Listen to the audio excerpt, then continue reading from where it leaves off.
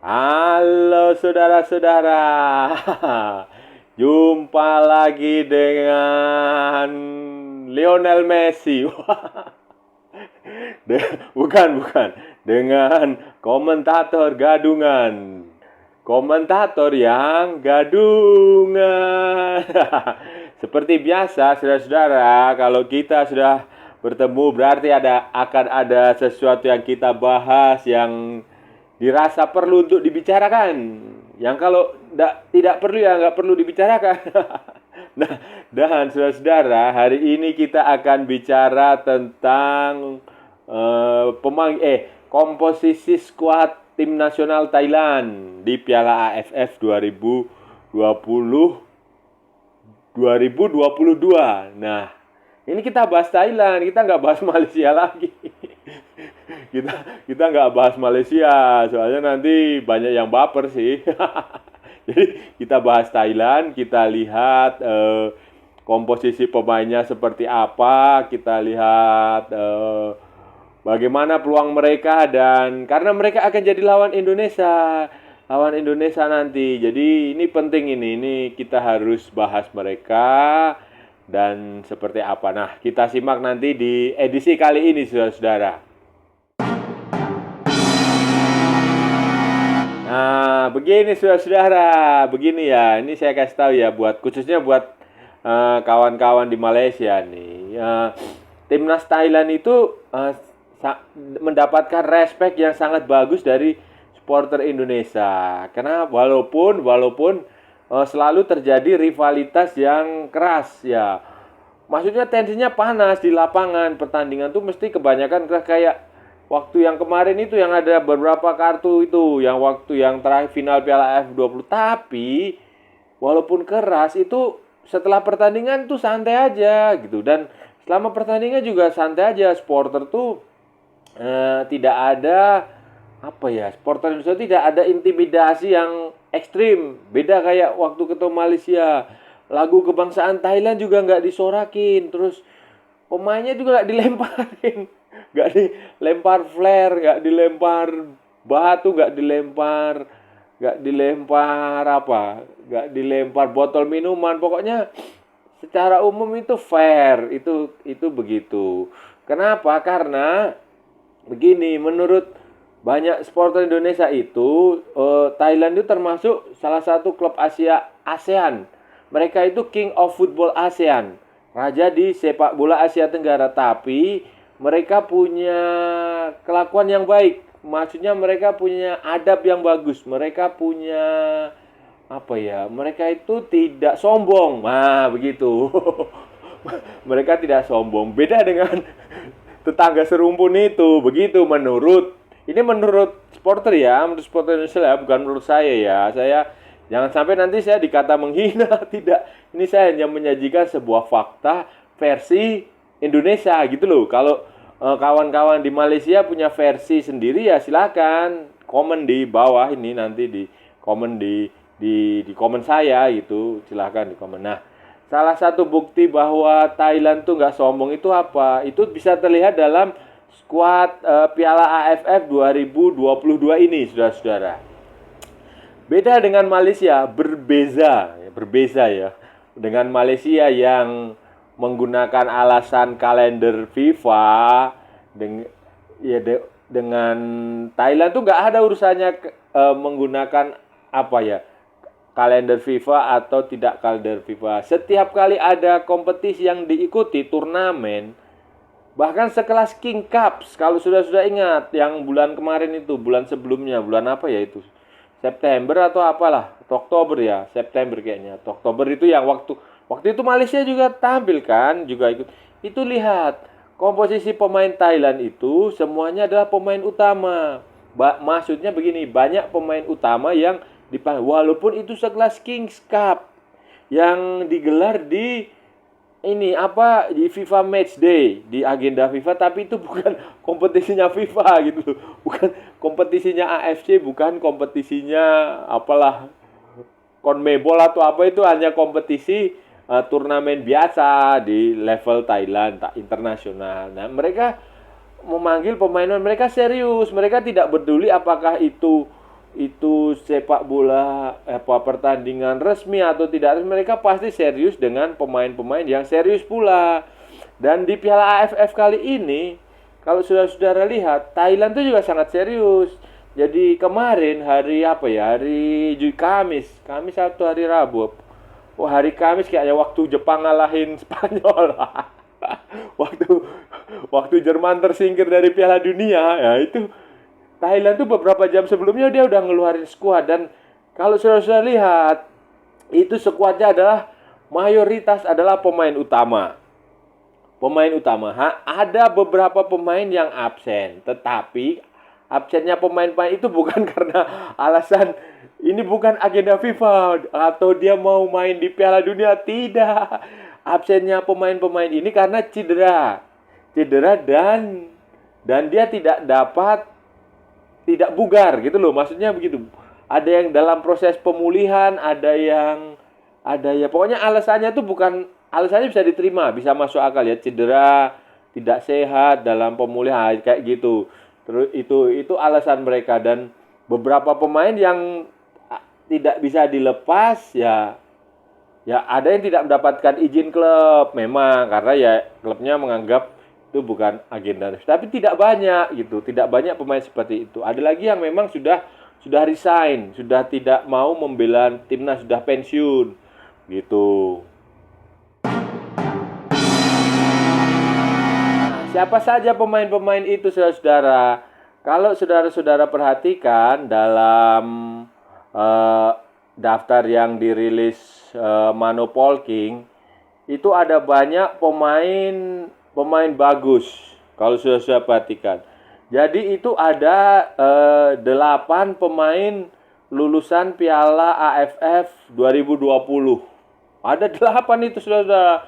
Wah, 2020 itu kan mereka juara, ngalahin Indonesia ya, bukan ngalahin Malaysia ya, ingat ya.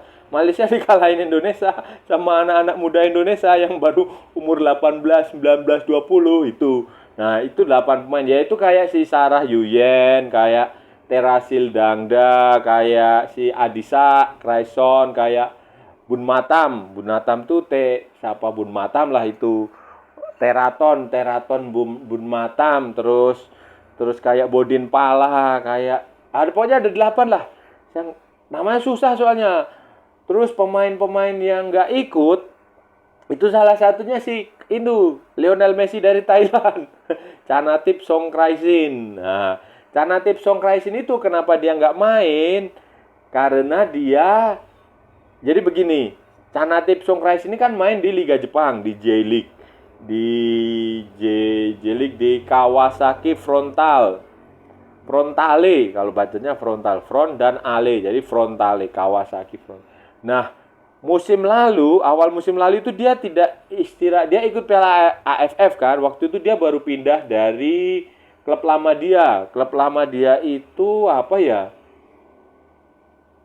Consadole Sapporo atau Gamba Osaka, pokoknya dia baru pindah dari klub lama dia ke klub barunya itu Kawasaki Frontale. Nah, di pertengahan kan itu di Desember Januari. Kan Liga Jepang itu mulai bergulir tuh Februari. Pramusimnya mereka mulai Januari. Nah, pada waktu itu dia pindah, ketika dia pindah itu dia langsung main di Piala AFF dengan Thailand.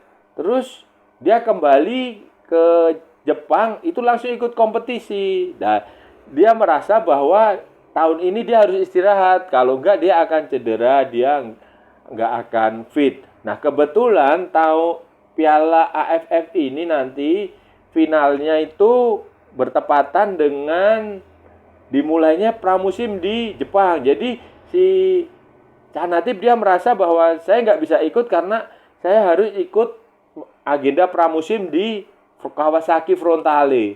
Begitu. Jadi itu alasannya bisa masuk akal, bisa diterima karena sebenarnya dia mau ikut tapi ya karena itu dia merasa. Dan sepanjang musim kemarin itu kan Chanatip ini pemain utama di Kawasaki Frontale, saudara-saudara. Jadi kalau sudah tahu dia pemain inti dan dia main terus. Bahkan saat Kawasaki uji coba dengan Paris Saint-Germain di pramusimnya Eropa, itu dia kan main.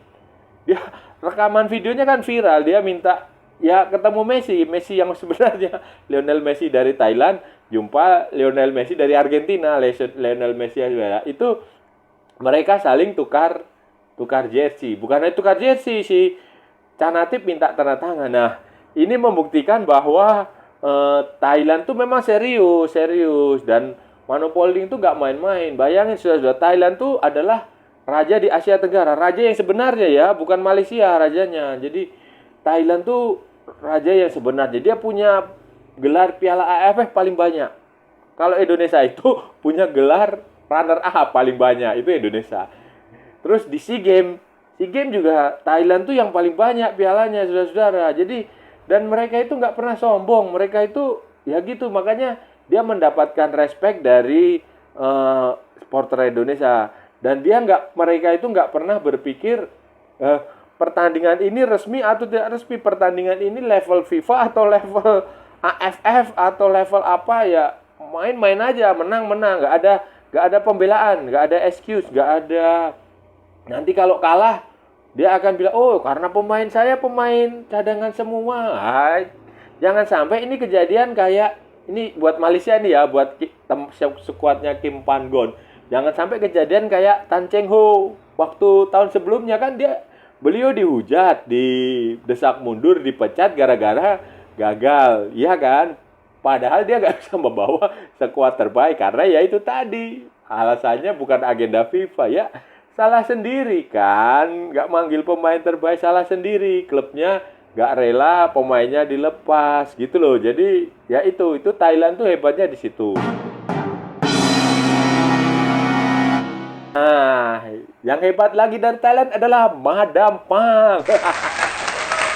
Madam Pang, manajernya itu yang waduh itu kalau ya itulah Madam Pang lah pokoknya itu. Pemilik atau apa ya, atau pokoknya bos besarnya Port FC ya, itu Madam Pang itu kalau kasih motivasi luar biasa, saudara-saudara, Madam Pang itu. Jadi dia kalau ya walaupun dia perempuan, dia wanita, tapi effort dia untuk sepak bola itu luar biasa, itu salut. Dan itu ya itu cocok lah itu Madam Pang itu jadi Thailand. Salah satu faktor yang bikin Thailand sukses itu, bikin para pemain Thailand tuh mainnya bagus, ya Madam Pang itu.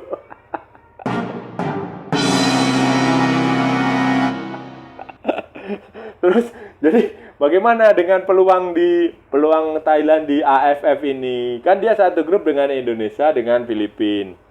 Nah, ya Thailand tuh tetap kemungkinan besar bisa sampai final, bahkan kemungkinan dia juara lagi. Nah, ini kan nanti dia akan jumpa Indonesia. Nah, keuntungan Indonesia jumpa Thailand kali ini adalah pertama ya Canatip nggak main. Itu yang pertama, itu harus kita akui. Sebab waktu pertandingan final Piala AFF 2020 yang lalu kan Canatip ini mainnya gila kan. Dia bikin pusing lah itu pertahanan Indonesia itu. Si Elkan sama si Rizky itu, Rido itu sama si Fahrudin tuh pusing. Si Edo Febriansyah kan juga bikin kesalahan gara-gara itu manuvernya Canatip itu. Nah, tanpa Canatip itu udah setidaknya ya kekuatan mereka agak berkurang. Walaupun masih ada Terasil Dangda, ada Bodin Pahala. Jangan lupa Bodin Pahala itu juga bikin repot Indonesia. Ada si Teraton Bumatam, ada si Adisak Raison. Nah, itu udah tapi tanpa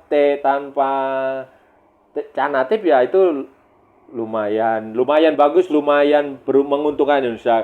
Kedua adalah faktor pertandingan itu akan diselenggarakan di Indonesia. Dan kabar baiknya Indonesia diizinkan menggunakan stadion utama Gelora Bung Karno. Tepuk tangan dong. Terima kasih Pak Jokowi, terima kasih. Nah, itu diizinkan menggunakan itu untuk pertandingan timnas. Bukan di Stadion Patriot atau Stadion Pakansari. Nah, auranya akan berbeda, atmosfernya akan berbeda, tekanan kepada pemain Thailand akan berbeda kalau main di GBK.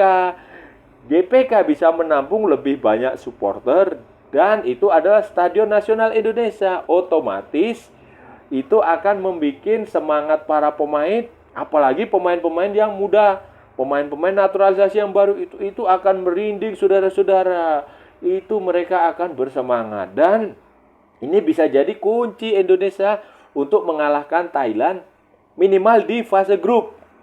Nanti kalau udah ketemu lagi misalnya di final, ya itu beda lagi ya. Saya sih ya, menurut saya Indonesia itu bisa ketemu Thailand di final. Semifinal nanti kita ketemu Malaysia lah. Kan Malaysia mungkin jadi runner up grup sebelah kan, grup. Nanti Thailand ngalahin Vietnam di semifinal. Itu aja saya berharap, dan nanti Indonesia ketemu Thailand di final. Nah, semoga Indonesia kalau ketemu Thailand di final bisa second legnya main di Jakarta, main di GBK. Nah, ini akan lebih enak daripada first legnya main di GBK, karena ya itu tadi yang saya bilang, auranya beda.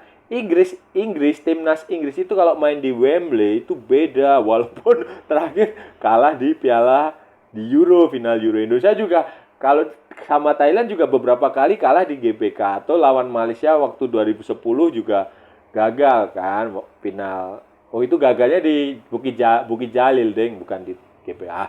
Itulah pokoknya, saya rasa bisa lah Thailand tuh ketemu di final dengan Indonesia, dengan Madampang di situ.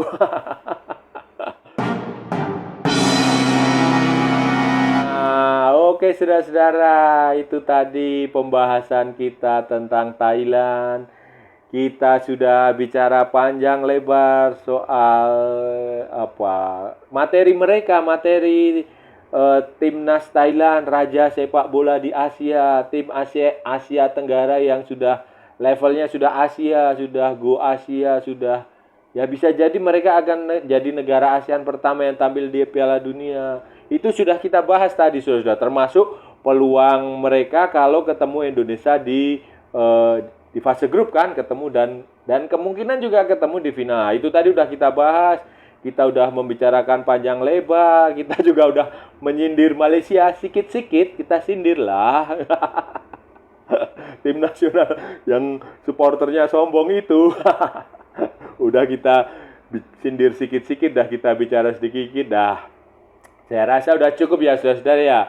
Kalau ada salah-salah ya mohon maaf, tapi kalau itu sebuah kebenaran adalah benar, karena komentator gadungan ini menyajikan fakta, saudara-saudara. Walaupun fakta itu ya terkadang tidak dikehendaki oleh kita, tapi itu fakta, bukan kita mengada-ngada, bukan kita memfitnah, bukan kita menghina, bukan, itu fakta. Fakta ya namanya fakta ya menyakitkan, kadang menyenangkan, ya itu harus bisa diterima dengan baik. Oke ya saudara-saudara ya, kalau ada waktu kita sambung kembali. Jangan lupa like, share, and subscribe channel Komentator Gadungan agar bisa tetap eksis di dunia per-YouTubean.